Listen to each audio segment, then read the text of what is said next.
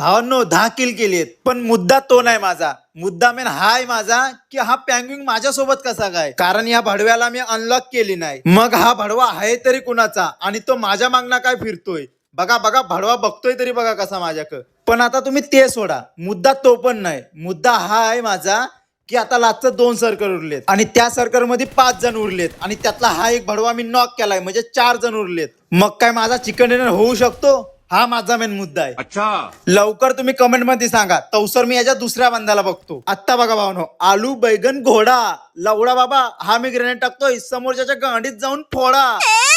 Foot. हा?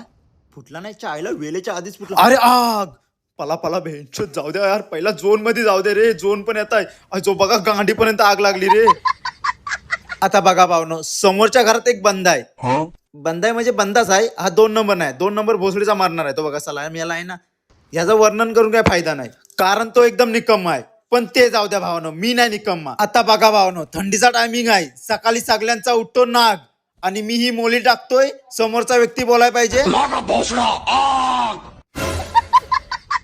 आता बघा भावनो, जे आता सिच्युएशन चालले, जे आता करंटली चालले, ती 1v1 ची आहे आणि एकामेकावर ग्रेनेड टाकायचे आहे. तर 50-50% चिकन डिनरचा चान्स आहे, पण आपल्याला मेन किचन डिनर पाहिजे. त्यासाठी आपण मोली बिली सगळं काय टाकणार आहे आणि त्याच्याबरोबर एक मंत्र पण बोलणार आहे. भावांनो, वाळवंटामध्ये जाऊन बघा, दिसल तुम्हाला ऊट.